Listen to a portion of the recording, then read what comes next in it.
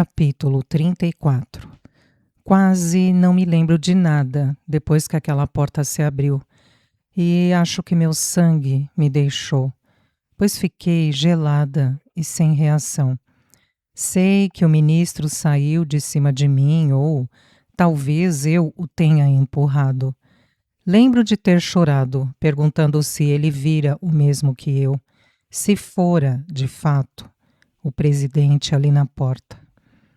Eu não pudera perceber a expressão dele com o sol no fim de tarde às suas costas, mas quando a porta se fechou de novo, tudo em que eu pensava era que em seu rosto havia o mesmo assombro que eu sentia.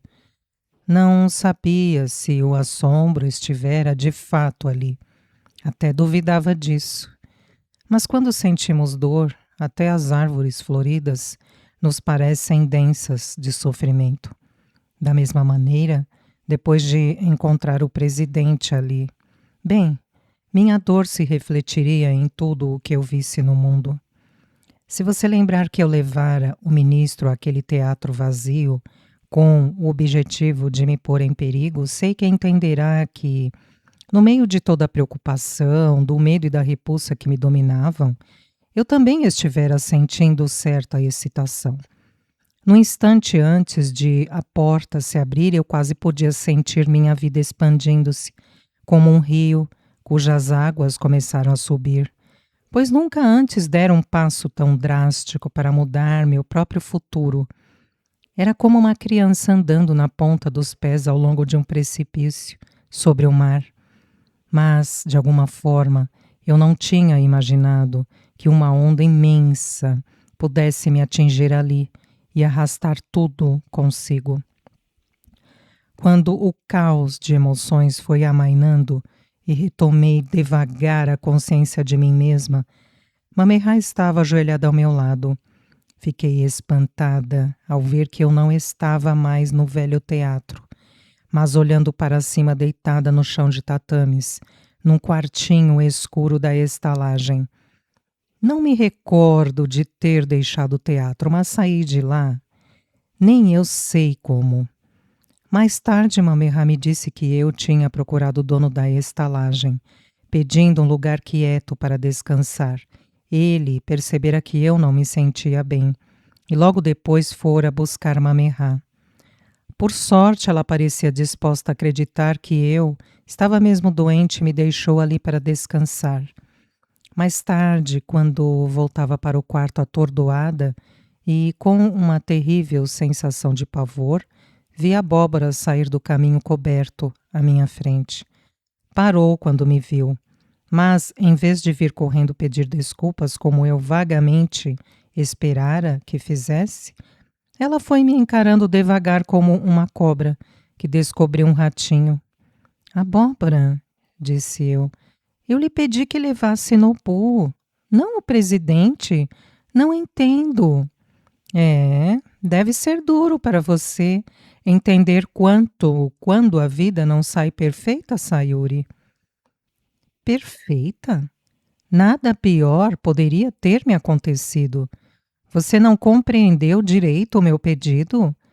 Você acha que eu sou burra mesmo? Exclamou ela. Fiquei confusa e em silêncio. Pensei que você fosse minha amiga, falei por fim. Eu também pensei que você fosse minha amiga um dia. Mas isso faz muito tempo. Você fala como se eu tivesse lhe causado algum mal, abóbora, mas... Não, você nunca faria uma coisa dessas, faria? Não a perfeita senhorita Anita Sayuri. Acho que não faz mal você ter tomado meu lugar como filha da Okia. Lembra-se disso, Sayuri? Depois de eu me arriscar para ajudar você com aquele médico, não importa o nome dele, depois de eu correr o risco de enfurecer Hatsumomo por ajudar você, aí você mudou tudo e roubou o que era meu. Em todos esses dias, fiquei imaginando por que você me traria para este encontro com o ministro. Lamento que não tenha sido fácil para você tirar vantagem de mim desta vez. Mas, abóbora, interrompia, você não podia ter simplesmente se recusado a me ajudar? Por que tinha de levar o presidente? Ela se pôs ereta. Sei muito bem o que você sente por ele, disse. Sempre que ninguém está observando, seus olhos ficam presos nele como pelo num cachorro. Estava tão irada que mordia os lábios. Eu podia ver a mancha de batom nos dentes. Só então percebi que ela resolvera me ferir da pior maneira possível. Você tirou algo de mim há muito tempo, Sayuri. Como se sente agora? Suas narinas estavam infladas e seu rosto consumido de raiva. Era como se o espírito de Hatsumomo tivesse vivido preso dentro dela em todos aqueles anos e então se libertasse. Do resto daquela noite recordo só uma confusão de eventos e o pavor constante. Enquanto os outros se sentavam por ali bebendo e rindo, tudo o que eu podia fazer era fingir. Devo ter passado a noite toda vermelha, porque de tempos em tempos Mamerá tocava meu pescoço para ver se eu estava com febre. Eu me sentara o mais longe possível do presidente, de modo que nossos olhos nunca se encontrassem, e consegui passar toda a noite sem enfrentá-lo. Porém, mais tarde, quando todos estávamos nos preparando para a cama, entrei no corredor quando ele voltava para o quarto. Eu devia ter me afastado de seu caminho, mas estava tão envergonhada que fiz uma breve mesura e passei por ele depressa, sem esforço para esconder minha infelicidade. Foi uma noite de tormentos e lembro apenas uma outra coisa a respeito dela. Em algum momento depois que todo mundo adormecera, saí da estalagem confusa e acabei nos rochedos, junto do mar, olhando as trevas com o bramido das águas, enfurecidas abaixo. O trovejar do oceano era como um lamento amargo. Eu parecia enxergar debaixo de todas as camadas de uma crueldade que nem sabia existir. Como se as árvores e o vento e até as pedras onde eu estava parada tivessem se aliado à velha inimiga de minha infância, Hatsumomo. O uivo do vento e as árvores agitadas pareciam zombar de mim. A torrente de minha vida realmente fora dividida para sempre. Eu tirei da manga o lenço do presidente, pois o levara para a cama naquela noite para me consolar uma última vez. Sequei o rosto com ele e o segurei no vento. Ia deixá-lo desaparecer dançando na escuridão, quando pensei nas minúsculas tabuinhas mortuárias que o senhor Tanaka me enviara tantos anos atrás. Temos de guardar algo que nos recorde os que nos deixaram. As tabuinhas mortuárias na Ukiá eram tudo o que restava de minha infância. O lenço do presidente seria o que sobraria do resto de minha vida. De volta a Kyoto, fui arrastada numa torrente de atividades nos dias seguintes. Não tinha escolha, senão aplicar a maquiagem, como sempre, e cumprir compromissos nas casas de chá, como se nada no mundo tivesse mudado. Tentava lembrar-me do que Mamerá um dia me dissera, de que nada era melhor do que o trabalho para superar uma decepção. Mas meu trabalho não parecia ajudar em nada. Todas as vezes que voltava à casa de chá e xerique, eu me lembrava de que em breve Nobu me chamaria para me dizer que finalmente os arranjos estavam concluídos. Considerando quanto andar ocupado nos últimos meses, pensei que não teria notícias dele por algum tempo, talvez uma semana ou duas, mas na quarta-feira de manhã, 3 dias depois de nossa volta de Amami, disseram-me que a eletrônica Iwamura telefonara a Ishiriki pedindo minha presença naquela noite. No fim da tarde, vesti um kimono amarelo de gaze de seda, com um vestido de baixo verde e um obi azul escuro, com fios de ouro. Titia me assegurou que eu estava linda, mas quando me vi no espelho, eu parecia uma mulher derrotada. Certamente no passado tivera momentos em que minha aparência me desagradara antes de sair da Okiá, mas em geral eu conseguia encontrar pelo menos um item que poderia me animar no curso da noite. Um vestido de baixo, cor de caque, por exemplo, sempre destacava mais o azul do que o cinza em meus olhos, por mais exausta que eu estivesse. Mas, naquela noite, meu rosto parecia encovado, embora eu houvesse colocado maquiagem ocidental como de costume, e mesmo meu penteado me pareceu torto. Não consegui pensar em nenhum modo de melhorar minha aparência, a não ser pedindo que o senhor Beco amarrasse meu obi de novo, só um dedo mais alto para melhorar aquele meu ar abatido.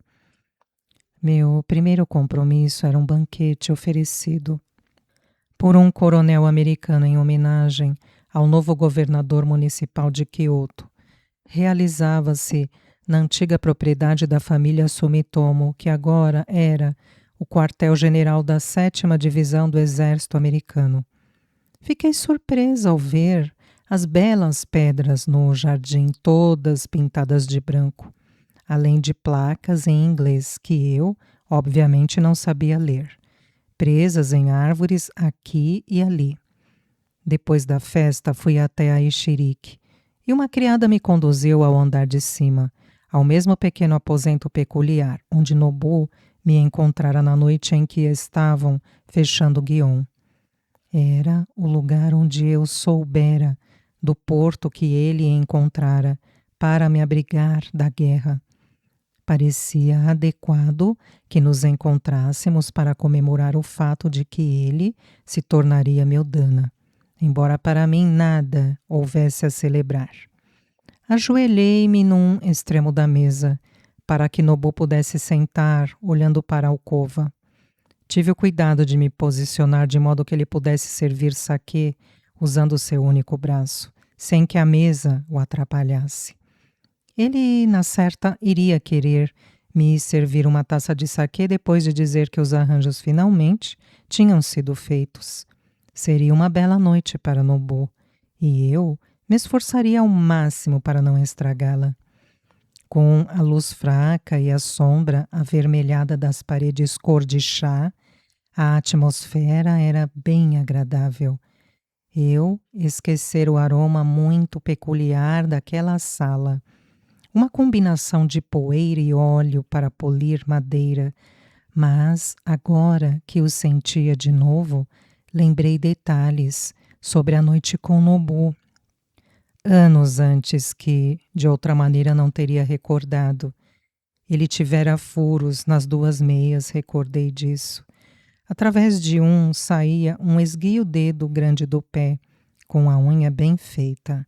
Seria possível que só 5 anos e meio tivessem se passado desde aquela noite? Parecia-me que uma geração inteira viera e se fora. Tantas pessoas que eu um dia conhecera estavam mortas. Era essa a vida que eu devia levar voltando a Gion? Mamerá tivera razão ao me dizer um dia: não nos tornamos geishas porque queremos uma vida feliz. Nós nos tornamos geishas porque não temos escolha. Se minha mãe fosse viva, eu poderia ser uma esposa e mãe na beira do mar, pensando em Kyoto como algum lugar remoto para onde se levavam os peixes de barco. E minha vida seria realmente pior? Nobu um dia me dissera: sou um homem muito fácil de entender, Sayuri. Não gosto que me mostrem coisas que não posso ter. Talvez eu fosse igual. Toda a minha vida em Gion, imaginara o presidente junto de mim. E agora não o podia mais ter. Depois de aguardar por Nobu 10 ou 15 minutos, comecei a imaginar se ele afinal viria. Eu sabia que não podia fazer isto, mas deitei a cabeça na mesa para descansar, pois dormira muito mal nas últimas noites. Não adormeci, mas por algum tempo fiquei flutuando na minha dor. Pareceu-me um sonho estranho. Pensei ouvir o som de tambores distantes e o assobio de água de uma chaleira. Então, senti a mão do presidente tocando meu ombro. Sei que era a mão dele porque, ao erguer a cabeça para ver quem me tocara, ele estava ali. O rumor fora dos seus passos e o sibilar fora a porta deslizando em seu batente. E agora ali estava ele parado, com uma criada esperando às suas costas. Fiz uma mesura e pedi desculpas por ter adormecido. Por um momento fiquei tão confusa que pensei que talvez eu nem estivesse acordada, mas não era sonho. O presidente sentou na almofada onde eu esperara que Nobu se sentasse e não havia Nobu em parte alguma. Enquanto a criada colocava saquê na mesa, um pensamento horrível começou a agir em minha cabeça. O presidente viera me dizer que Nobu sofrera um acidente ou alguma coisa horrível lhe acontecera. Por que ele não viera pessoalmente? Eu ia perguntar ao presidente quando a dona da casa de chá espiou pela porta. Ora, presidente, disse ela, faz semanas que não o vemos. Ela era sempre agradável diante de convidados, mas pude ver, pela tensão em sua voz, que estava pensando em outra coisa. Provavelmente imaginava onde andaria Nobu, como eu. Enquanto eu servia saquê para o presidente, a dona da casa veio ajoelhar-se junto da mesa. Interrompeu o gesto dele antes que ele levasse a taça de saquê à boca para beber e se inclinou para ele, cheirando a sua bebida. Ora, presidente, nunca entendi por que prefere esse saquê aos outros, disse. Abrimos um esta tarde, o melhor que tivemos em anos. Sei que Nobu o apreciará quando chegar. Tenho certeza de que o faria, respondeu o presidente. Pois Nobu gosta das boas coisas, mas esta noite ele não virá. Ouvindo isso, fiquei alarmada, mas mantive os olhos baixos, sobre a mesa. Pude ver que a dona da casa também estava surpresa, porque logo mudou de assunto. Ah, bem, disse ela, seja como for, não acha que Sayuri está linda esta noite? Ora, senhora, quando foi que Sayuri não esteve linda? Disse o presidente, o que me faz lembrar. Deixe-me mostrar algo que eu trouxe. O presidente colocou na mesa um embrulhinho de seda azul. Eu não o perceberei em sua mão quando ele entrara. Ele o desamarrou e tirou um rolo de pintura curto e grosso que começou a abrir. Estava marcado pelo tempo e, em miniatura, exibia cenas da corte imperial em cores brilhantes. Se você já viu esse tipo de rolo, sabe que a gente pode desenrolá-lo num aposento inteiro e ver todo o terreno do Palácio Imperial, dos portões de um extremo do palácio ao outro. O presidente se sentava com o rolo à sua frente, abrindo-o de um suporte ao outro, passando cenas de festas, aristocratas jogando bola com kimonos presos entre as pernas, até chegar a jovens mulheres em seus belíssimos trajes de 12 camadas, ajoelhadas no assoalho de madeira, diante dos aposentos do imperador. O que acha disto? Perguntou ele. Mas que rolo este? Disse a dona da casa. Onde foi que o presidente o encontrou? Ah, eu o comprei anos atrás, mas veja essa mulher ali. Foi por causa dela que o comprei. Não percebe nada nela? A dona da casa olhou. Depois o presidente o virou para mim. para que eu o visse. A imagem da jovem, embora não maior do que uma moeda grande, estava pintada em detalhes refinados. Primeiro não notei, mas seus olhos eram pálidos, e quando avaliei melhor vi que eram de um cinza azulado. Fizeram-me pensar imediatamente nas obras que Ushida pintara usando-me como modelo. Fiquei vermelha e murmurei algo sobre a beleza do rolo. A dona da casa também o admirou por um momento, depois disse: Bem, vou deixar vocês dois agora. Mandarei trazer um pouco daquele saquê novo gelado que mencionei, a não ser que queira que eu o guarde para a próxima visita de Nobu-san. Não se incomode, disse ele. O saquê que temos aqui nos serve. Nobu-san está bem, não é?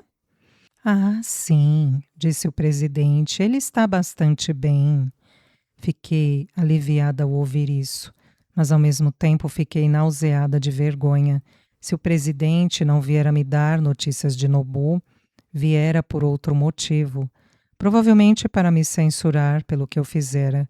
Nos poucos dias desde a volta a Kyoto eu tentara não imaginar o que ele devia ter visto. O ministro com as calças baixadas e eu com minhas pernas nuas, saindo do kimono desarrumado. Quando a mulher saiu da sala, o som da porta fechando-se atrás dela me pareceu uma espada sendo tirada da bainha. Por favor, presidente, posso dizer... Comecei com voz tão firme quanto podia, que meu comportamento em Amami... Eu sei o que você está pensando, Sayuri, mas não vim aqui pedir suas desculpas. Sente-se quieta por um momento, quero lhe falar de algo que aconteceu há muitos anos.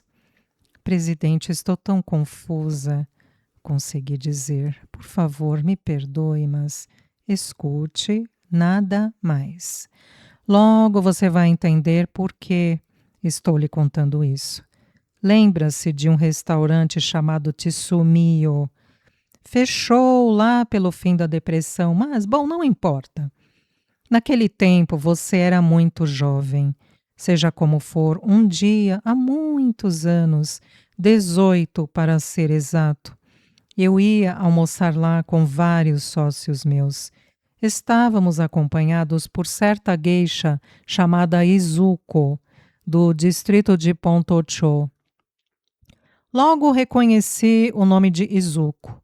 Naqueles tempos ela era a favorita de todos, prosseguiu o presidente. Terminamos o almoço cedo, de modo que sugeri que a caminho do teatro dessemos um passeio pelo rio Shirakawa. A essa altura eu tirara do obi o lenço do presidente e então silenciosamente estendi-o na mesa e o alisei para que o monograma dele ficasse bem visível. Em todos aqueles anos, o lenço adquirira uma mancha num canto e o linho estava amarelado. Mas o presidente pareceu reconhecê-lo de imediato. Suas palavras se interromperam e ele o apanhou. Onde você conseguiu isso? Presidente, disse eu, em todos esses anos, sempre imaginei se o senhor sabia que eu era a menininha com quem falou. O senhor me deu seu lenço naquela tarde, a caminho da peça Shibaraku, e também me deu uma moeda. Você quer dizer que, mesmo quando ainda era uma aprendiz, sabia que eu era o homem que lhe falara? Reconheci o presidente no momento em que o revi no torneio de sumô. Para dizer a verdade, fico espantada por se lembrar de mim. Bem, talvez você devesse se olhar no espelho de vez em quando, Sayuri, ainda mais quando seus olhos estão cheios de lágrimas. Porque ficam, nem sei explicar. Eu senti que podia ver através deles, sabe? Passei muito tempo de minha vida sentado, diante de homens que nunca me dizem a verdade. E ali estava uma menina que eu nunca vira antes e que me deixava olhar direto no seu interior. O presidente se interrompeu. Você nunca ficou pensando por que Mamerá se tornou sua irmã mais velha? Perguntou. Mamerá? Respondi. Não compreendo. O que é que Mamerá tem a ver com isso? Você realmente não sabe, sabe? Sabe o que, presidente?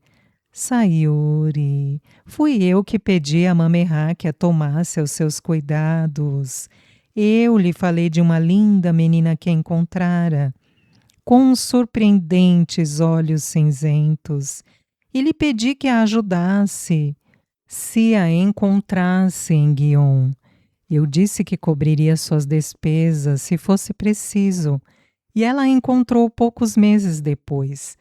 Pelo que me disse nesses anos todos, você jamais teria se tornado geisha sem a ajuda dela.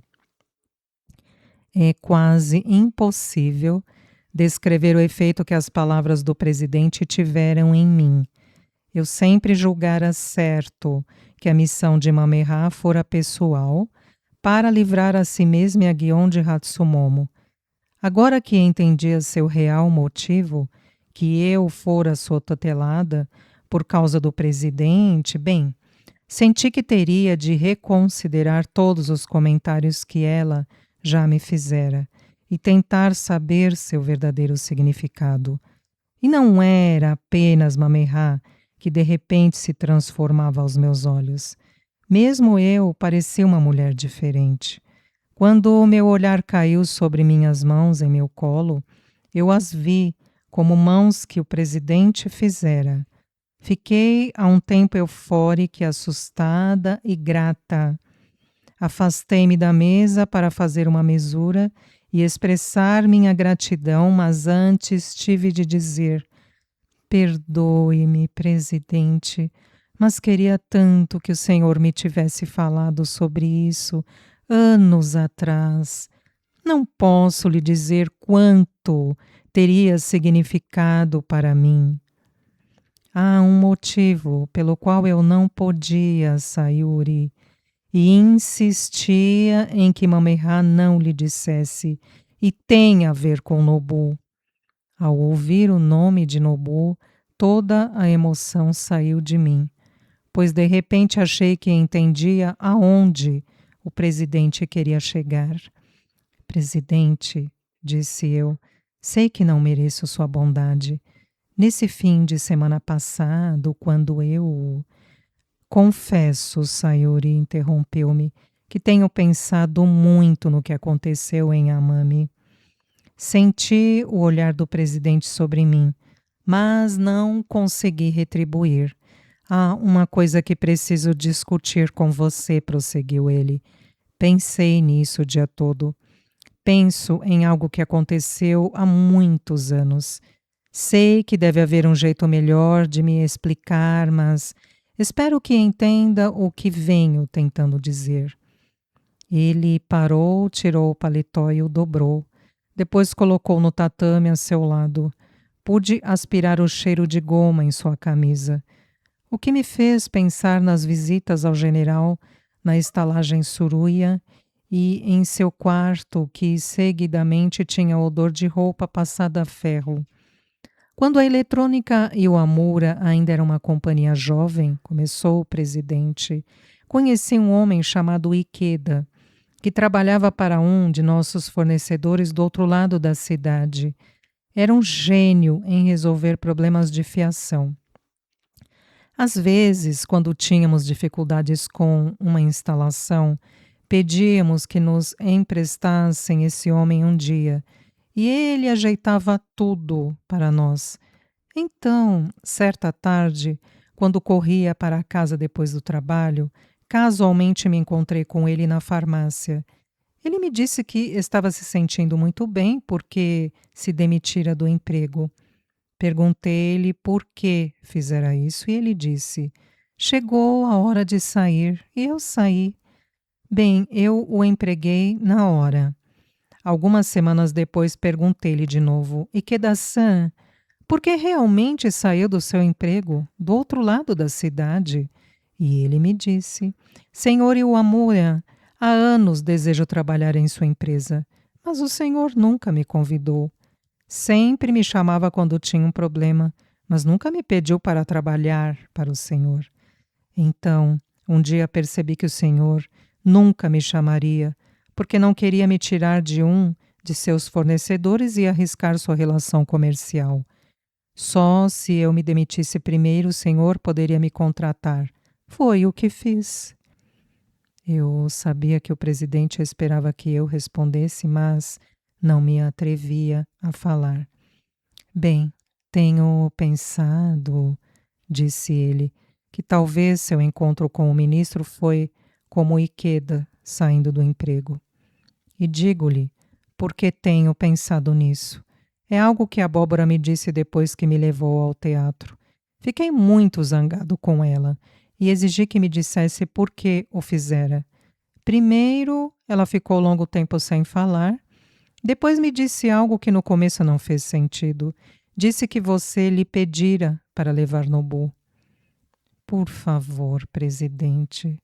Comecei insegura. Eu cometi um erro tão horrível. Antes que diga outra coisa, só quero saber por que fez aquilo. Talvez você sentisse que estava fazendo uma espécie de favor a Iwamura. Não sei, ou talvez devesse ao ministro algo que ignoro. Devo ter balançado de leve a cabeça porque o presidente parou de falar. Presidente, estou profundamente envergonhada. Consegui dizer por fim, mas meus motivos foram apenas pessoais. Depois de longo momento, ele suspirou e estendeu sua taça de saquê. Serviu com a sensação de que minhas mãos nem eram minhas. E então ele jogou o saquê na boca e o reteve ali algum tempo antes de engolir.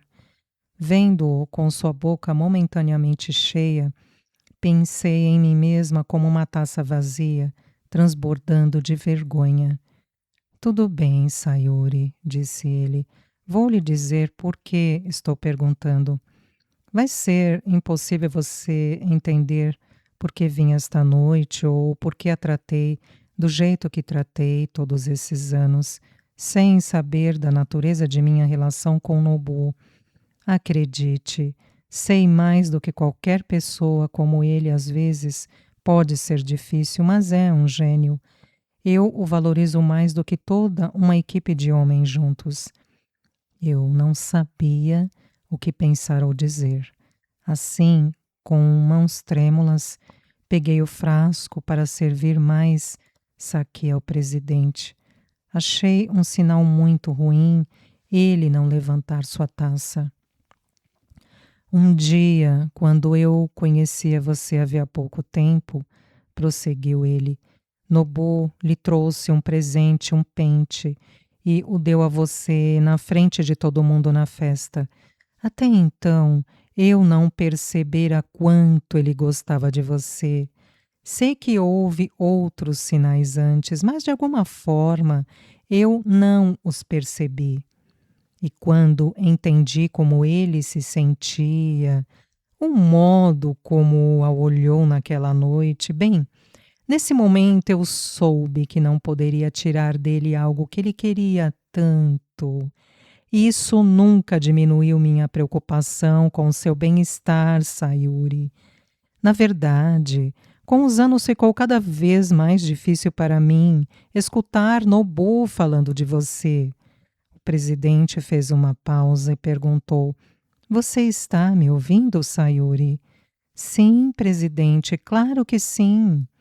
Não há como você saber disso, mas tenho uma grande dívida com Nobu. É verdade que sou o fundador da companhia e chefe dele, mas quando a Electronic Iwamura ainda era bem nova, tivemos um terrível problema com fluxo de caixa e quase falimos. Eu não queria ceder o controle da companhia e não queria ouvir Nobu quando ele insistia em trazer investidores. No fim, ele ganhou, embora isso causasse um afastamento entre nós por algum tempo. Ele ofereceu sua demissão e eu quase a aceitei. Mas Nobu estava com a razão, eu estava errado. Sem ele, eu teria perdido a empresa. Como se pode compensar um homem por algo assim? Sabe por que eu sou chamado presidente e não diretor-presidente? Porque renunciei ao título em favor de Nobu, embora ele tentasse recusar. Por isso, assim que percebi o afeto dele por você, decidi que manteria o meu interesse oculto, a fim de que Nobu a tivesse. A vida foi cruel com ele, Sayuri. Ele recebeu muito pouca bondade deste mundo. Em todos os meus anos de geisha, eu jamais me convencera por um instante de que o presidente tivesse qualquer consideração especial por mim. E agora, saber que ele desejara que eu fosse de Nobu. Nunca desejei lhe dar tão pouca atenção, prosseguiu ele. Mas certamente você há de entender que se ele notasse o menor sinal de meus sentimentos, teria desistido de você na hora. Desde criança eu sonhara com um dia em que o presidente me diria que se interessava por mim, mas nunca acreditara que isso realmente fosse ocorrer. Na certa, nunca imaginara que ele me diria o que eu tanto esperara ouvir e também que meu destino era Nobu. Talvez o objetivo que eu buscara em minha vida fugisse de mim, mas pelo menos nesse momento eu podia me sentar na mesma sala com o presidente e dizer-lhe do meu sentimento profundo. Por favor, perdoe o que vou dizer. Consegui articular por fim. Tentei prosseguir, mas minha garganta queria engolir. Nem sei o que eu engolia. Talvez um pequeno nó de emoção que eu tinha de esconder ali. Porque em meu rosto não havia mais lugar. Tenho grande afeto por Nobu, mas o que fiz em Amami... Tive de controlar um longo momento o fogo em minha garganta antes de prosseguir. Fiz o que fiz em Amami por causa de meu sentimento por você, presidente. Todo passo que dei em minha vida, desde quando era criança em Guion, foi dado na esperança de me aproximar de você. Quando eu disse essas palavras, todo o calor de meu corpo pareceu subir ao rosto. Senti que iria levitar no ar como um pedaço de cinza de uma fogueira, a não ser que conseguisse me focar em alguma coisa na sala.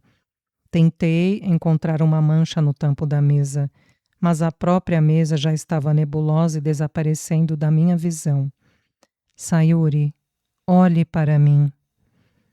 Eu queria fazer o que o presidente pedia, mas não consegui.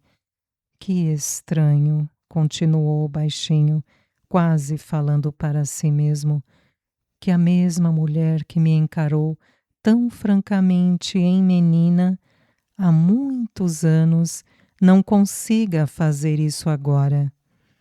Talvez devesse ser uma tarefa fácil erguer os olhos para o presidente, mas de alguma forma eu não estaria mais nervosa se estivesse sozinha num palco, com toda a Kyoto olhando. Estávamos sentados numa ponta da mesa tão próximos que quando limpei os olhos e os levantei para ver os dele, enxerguei o círculo escuro em torno de sua íris. Fiquei pensando se não devia desviar os olhos e fazer uma pequena mesura, depois lhe oferecer saquê. Mas nenhum gesto seria suficiente para romper aquela tensão. Enquanto eu pensava nessas coisas, o presidente moveu o frasco de saquê e a taça para o lado. Estendeu a mão e pegou a gola de meu vestido para me puxar para perto dele. Num instante, nossos rostos estavam tão próximos que pude sentir o calor de sua pele. Eu ainda lutava para entender o que estava acontecendo e o que eu devia dizer ou fazer. Então, o presidente me puxou para si mais ainda e me beijou. Você talvez fique surpreso se eu lhe disser que foi a primeira vez em minha vida que alguém realmente me beijou. O general Totori às vezes pressionara seus lábios nos meus quando era meu dana, mas era sem paixão. Na hora eu às vezes pensava que, quem sabe, ele apenas quisesse descansar o rosto. Mesmo Yasuda Akira, o homem que comprara um kimono para mim e a quem eu seduzira certa noite, na casa de Shata Tematsu, deve ter me beijado dezenas de vezes no pescoço e no rosto, mas nunca tocou meus lábios com os seus. Então, você pode imaginar que este beijo, o meu primeiro, me pareceu a coisa mais íntima que eu já experimentara. Tive a sensação de que estava tirando algo do presidente e que ele me dava algo também, a coisa mais privada que alguém já me dera. Tinha um gosto muito surpreendente, tão nítido quanto de fruta ou doce, e quando o saboreei, meus ombros desabaram e meu estômago inchou, porque por algum motivo aquilo evocou diferentes cenas que não sei por que lembraria. Pensei na nuvem de vapor quando a cozinheira levantava a tampa da panela de arroz na cozinha de nosso Okiá. Visualizei um retrato da pequena alameda principal de Pontocho, como a vira certa noite cheia de pessoas, congratulando Kishisaburo, depois da última apresentação, no dia em que se aposentou do teatro Kabuki. Estou certa de que poderia ter pensado em centenas de outras coisas, pois foi como se todos os limites em minha mente tivessem ruído e agora minhas memórias fluíssem livres. Mas então o presidente se recostou para trás, afastando-se de mim de novo, com uma das mãos ainda em meu pescoço. Estava tão perto que pude ver a umidade brilhando em seu lábio e ainda senti o aroma do beijo depois que ele terminara. Presidente, disse eu, por quê? Por quê? O quê? Por quê? Tudo. Por que me beijou? Acaba de falar em mim como um presente seu? A Nobu-san. Nobu-san desistiu de você, Sayuri. Eu não tirei nada dele. Na minha confusão de sentimentos, não consegui entender direito o que ele dizia. Quando vi você com o ministro, havia em seus olhos a mesma expressão que eu vira tantos anos atrás, junto do Shirakawa, contou-me. Você parecia tão desesperada, como se fosse se afogar se ninguém a salvasse. Depois de Abóbora me dizer que você queria que Nobu visse aquele encontro, decidi contar a ele o que eu vira. E ele reagiu com tanta raiva. Bom, como se nunca a pudesse perdoar. E então ficou claro para mim que ele não era realmente o seu destino, Sayuri. Certa tarde, quando eu era criança em Yoroido, um menininho chamado Jisuke subiu numa árvore para saltar na lagoa. Subiu muito mais alto que deveria e a água não era bastante funda. Mas quando lhe dissemos que não saltasse, ele teve medo de voltar a descer por causa das pedras embaixo da árvore.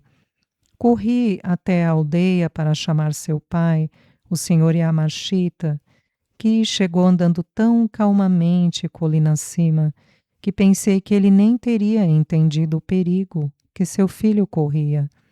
Parou debaixo da árvore exatamente quando o menino, sem notar a presença do pai, se soltou e caiu. O senhor Yamashita o pegou tão facilmente, como se alguém tivesse jogado um saco em seus braços e o pôs de pé. Todos gritamos encantados e pulamos na beira da lagoa algum tempo, enquanto Jisuke estava ali parado, piscando os olhos muito depressa, com pequenas lágrimas de susto nos cílios. Agora Eu sabia como Gisuke devia ter se sentido. Eu fora lançada sobre as pedras e o presidente me apanhara. Fiquei tão dominada pelo alívio que nem ao menos pude limpar as lágrimas que fluíam dos cantos de meus olhos.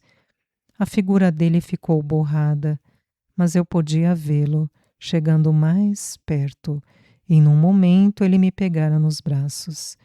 Seus lábios foram direto ao pequeno triângulo de pele, onde as beiradas do meu kimono se uniam em minha garganta. E quando senti sua respiração em meu pescoço e a urgência com que ele quase me consumia, lembrei um momento anos atrás, quando eu entrara na cozinha da Okiá e encontrara uma das criadas inclinada sobre a pia, tentando esconder a pera madura que mordia, o suco escorrendo pelo seu pescoço.